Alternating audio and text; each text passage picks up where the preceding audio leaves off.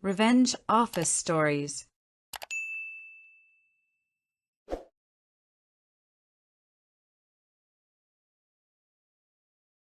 You're easily replaceable. Those were the last words my boss ever said to me. The sentence was cold, dismissive, final.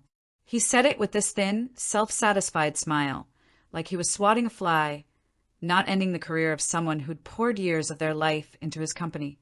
He thought he was just trimming a line item on a spreadsheet before a big sale. He thought I was just another cog in the machine. He had no idea that one of those cogs was about to bring his entire empire crashing down. He didn't know the cog he just threw away was the one who had forged the master key, and he had just given me every reason to use it. This is the story of how I dismantled his world, not with a bang, but with a single, silent click. Before I became his biggest regret, I was his best-kept secret. My name is Sarah, and I was a senior systems architect at a tech firm we'll call Innovate Dynamics. The title sounds stuffy, but really I was a builder. I was one of the founding engineers. The company's big product, a complex platform called Nexus, wasn't just a project for me. It was my baby. I wrote the first lines of its code in a garage years ago. I nurtured it, and I scaled it to serve thousands of clients around the world. I knew its every secret corridor and hidden room because I built them all. I was always a quiet professional. I wasn't the one schmoozing clients or giving flashy presentations. That was Mark's job. Mark was our CEO.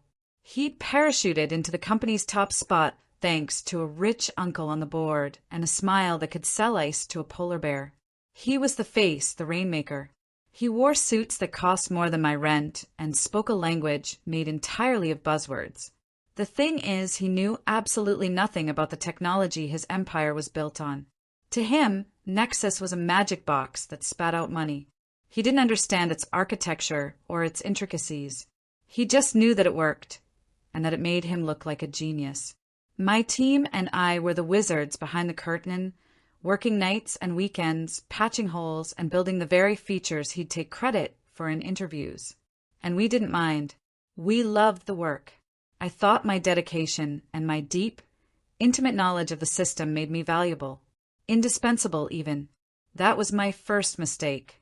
My second was underestimating just how big Mark's ego really was. Mark's ignorance was matched only by his paranoia. He couldn't stand the idea that parts of his own company were outside his direct control. He especially hated that my team held the keys to the kingdom. He saw our security protocols not as essential safeguards, but as a challenge to his authority. About a year before it all went down, he called me and our CTO, a good guy named David, into his glass office. He leaned back in his leather throne, steepling his fingers.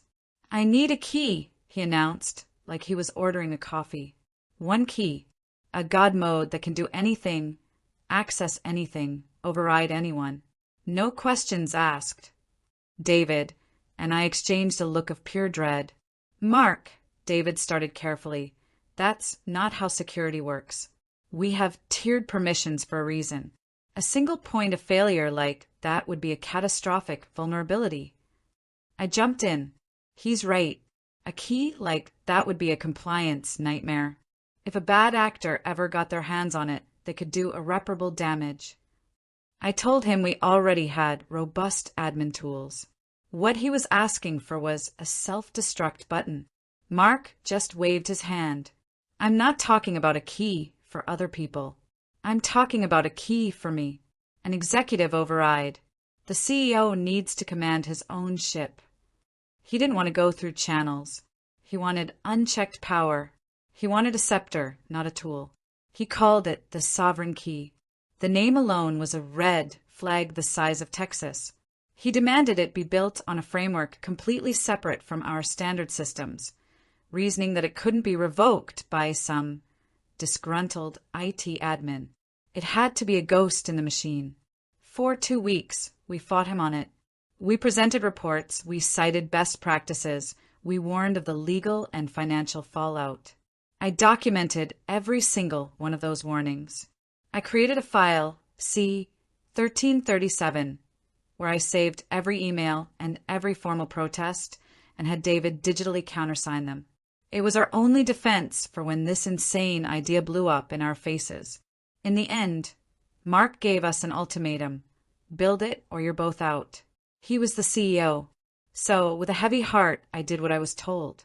I built his scepter. I coded the sovereign key with its own authentication portal, totally invisible to the normal network.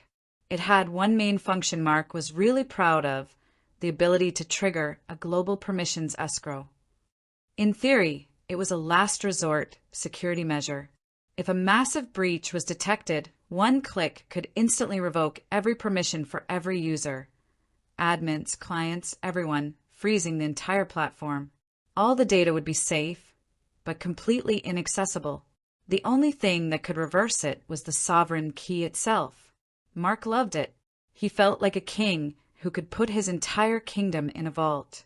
He never once thought about what would happen if the person holding the key wasn't him. I delivered the credentials to him in a sealed envelope. I knew he'd glance at it, file it away, and forget the details. He had his symbol of power. That's all he cared about. I, on the other hand, never forgot. As its creator, I knew the sequence. I knew its name. And I knew the door it unlocked. Fast forward a year. Innovate Dynamics was on the verge of being acquired by a tech titan for a rumored $40 million. For the early employees, it was the dream. For Mark, it was his golden parachute, the proof of his genius. But the deal came with pressure to look as lean and profitable as possible. Mark started looking for inefficiencies to cut, and his eyes fell on the people who had built the very thing he was selling. He called me into his office on a Tuesday. He didn't ask me to sit. "Sarah," he started, his voice clipped and impersonal. "We're entering a new phase for the company. In preparation, we're streamlining operations, optimizing human capital." I just stood there, my heart starting to pound. I knew what was coming. We've looked at the numbers, and we've had to make tough decisions about non-essential personnel. Non-essential. The word hit me like a punch to the gut. I designed the architecture he was selling. I handled the last 3 major server migrations. I could debug a critical failure in my sleep. Non-essential. I finally found my voice. It was barely a whisper. Mark, the due-diligence, their tech team is doing a deep dive on the architecture next week. They'll have questions only I can answer. He smirked. That's what broke me. The smirk. Our CTO can handle it. The documentation's all there, I assume, he said, a nasty little dig. Look, don't take it personally. It's just business. He straightened his tie. At the end of the day, you're easily replaceable. And that was it. 10 years of my life, gone in 10 seconds. Security escorted me out, confiscated my company laptop, and deactivated my accounts. Or so they thought. They followed the standard checklist for a regular employee. But the sovereign key wasn't on any checklist. It was a secret between a king and his forgotten architect. As I stood on the curb, a cold, clear thought formed in my mind. He had called me replaceable. I was about to make myself unforgettable. I didn't cry. The shock was replaced by an anger so cold and pure it felt like a diamond forming in my chest. I went home, sat down at my personal laptop, and for the first time in a week, I took a real, deep breath. He thought he'd fired a cog. He'd actually just released a ghost into the wild. A ghost who knew exactly where all the bodies were buried because she dug the graves herself. That night, I started what I called Project Chimera. In mythology, a chimera is a monster made of mismatched parts. It felt right. I was about to show Mark that his shining empire was a fragile beast, and I knew its every weakness. For 3 months, I lived a double life. By day, I polished my resume and took calls from recruiters, the perfect cover. At night, my real work began. I didn't hack anything or break a single law. I just used the access Mark himself had insisted I create.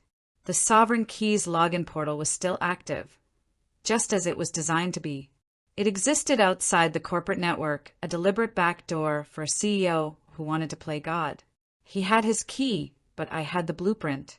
I logged in. No alarms went off. Nobody was looking for a ghost. I had a god's eye view of everything.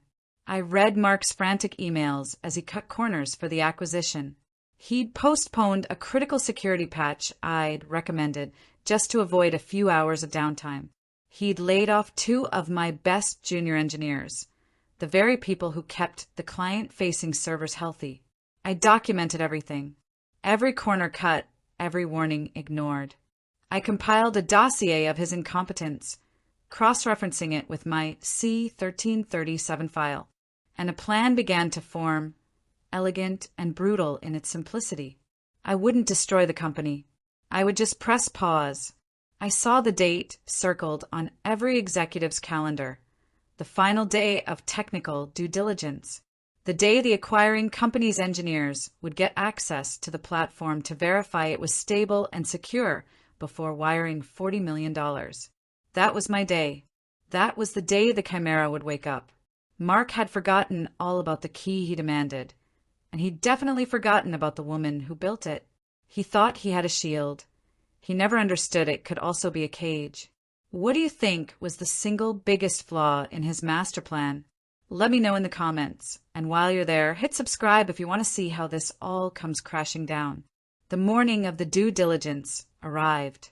I pictured the scene, a conference room buzzing with nervous energy, and Mark in his element, radiating fake charm. I imagined David, the CTO, sweating as he tried to answer questions about a system whose architect was gone. I was miles away at my small desk. My blinds were drawn, the only light coming from my laptop screen. I had a cup of tea, my hands perfectly steady. I opened the secure browser, navigated to the hidden portal, and logged in. The system greeted me with a simple, stark interface. No logos, just a command line and one ominous button. Initiate Global Permissions Escrow. For a second, I paused. I thought about my old team and the clients who depended on us. There would be collateral damage. But then I thought of Mark's smirk. I thought of his words. Non-essential, easily replaceable. This wasn't just revenge. It was a lesson in value. My mouse hovered over the button. This click wouldn't delete anything. It would just enforce the rules Mark himself had commissioned. At exactly 10 a.m., the moment the deep dive was scheduled to start, I clicked it. A small box appeared. Are you sure? This action is irreversible without sovereign key authorization.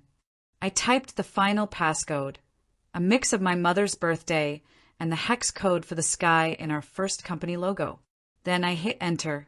On my screen, a single line of text appeared, execution complete. I closed my laptop. The room was silent, but I knew that 60 miles away, all hell had just broken loose. The first sign of trouble wouldn't have been an alarm. It would have been quiet confusion. An engineer from the acquiring company trying to log in would see a simple error, access denied.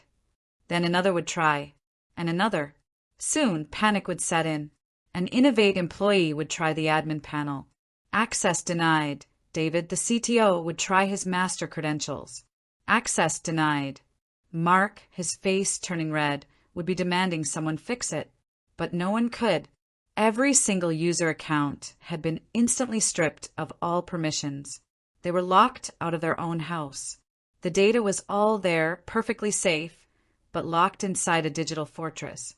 The magic box was now just a box. My phone started lighting up with messages from friends still at the company. The whole system is down. No one can log in, not even clients. The acquisition guys are packing up. The $40 million deal was dead on arrival. A software company that can't access its own platform isn't worth much. By noon, the acquiring company had formally withdrawn their offer, citing a catastrophic failure of internal security protocols.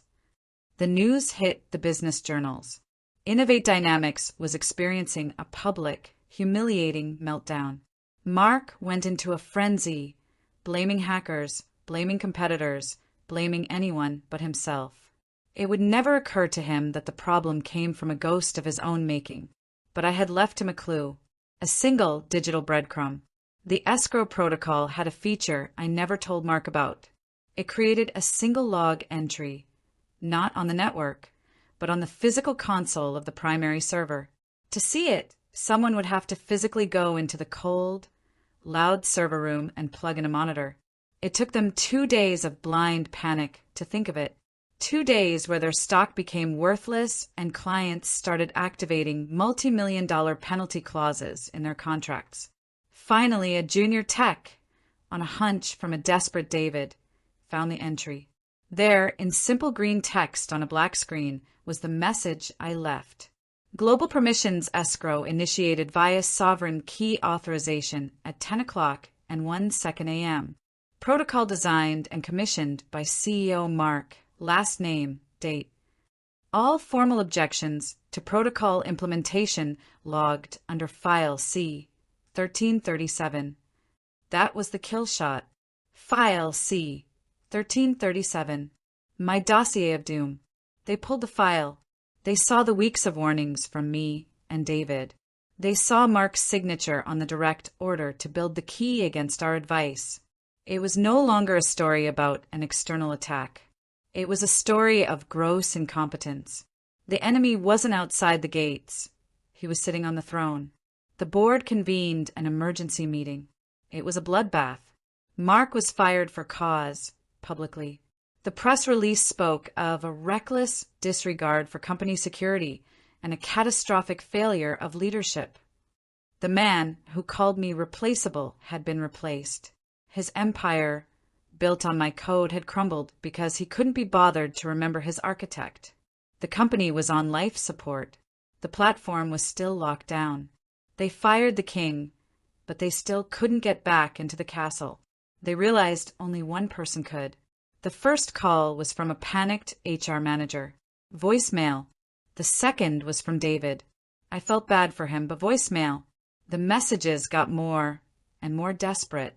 I ignored them all and spent the week fielding job offers. I wasn't in a hurry. They were. Finally, on Friday, there was a knock on my door. It was a lawyer from a top-tier firm, retained by the board. They were done begging. They were ready to negotiate. We sat at my kitchen table. She started with veiled threats. I just smiled. Let's be clear, I said calmly. I didn't hack you. I initiated a security protocol your CEO demanded. A protocol he authorized with a signature. My legal position is solid. Your position is that you have a multi-million-dollar asset that's currently a brick. Her tone changed. What do you want? I slid a single sheet of paper across the table. My terms were simple and non-negotiable. First, a one-time consulting fee of $500,000 wired in full before I wrote a single line of code. This was for 1 hour of my time. Second, a contract that fully indemnified me from all liability related to the company, past, present, and future. And third, the part that mattered most, a public apology from the board, published in 3 major business journals. It had to name me, acknowledge my role in creating the platform, state my termination was unjust, and thank me for my instrumental role in securing and restoring the company's core asset. The lawyer's eyes went wide. She said the board would never agree to a public apology. The company will be bankrupt by next Wednesday, I told her. You're not just buying a password. You're buying back your company. And you're buying a lesson. It took them 4 hours. Just before 5 p.m., my phone buzzed. A wire transfer for $500,000 had just landed in my account. The next morning, from my couch, I logged back into the Sovereign Key portal. I clicked Release Escrow and typed the code. Execution complete. Miles away, 1,000 screens flickered to life. The whole thing took me less than 5 minutes. The public apology ran the following week. It was even more glorious than I'd imagined. It made me a legend in the tech world. The story of the quiet architect who checkmated a CEO got around. I used the money to start my own firm, a high-end cybersecurity consultancy. We specialize in fixing vulnerabilities born from executive ego, the sovereign key kind of problems. Business, unsurprisingly, is booming. David, the CTO, resigned and now works with me. We make a great team. Innovate Dynamics was sold about a year later for a fraction of the original offer. A fire sale, a footnote, and Mark? His name is poison. The last I heard, he tried to launch some crypto wellness startup that failed in 6 months. He is unemployable. He has been, in the most complete way, replaced. Looking back, I don't feel guilt. I feel a sense of balance. He thought I was a line item to be cut. He failed to understand that, in the world we live in, the people who build things are never non-essential. They know the secrets. They know how it all works. And sometimes the quietest person in the room is quiet because they're listening, they're watching, and they're remembering. So, a word of advice: never believe someone is easily replaceable. Sometimes that person is the only one holding the keys. Have you ever felt completely undervalued at work? What would you have done in my shoes? Share your stories in the comments below. I read every single one. Thanks for watching.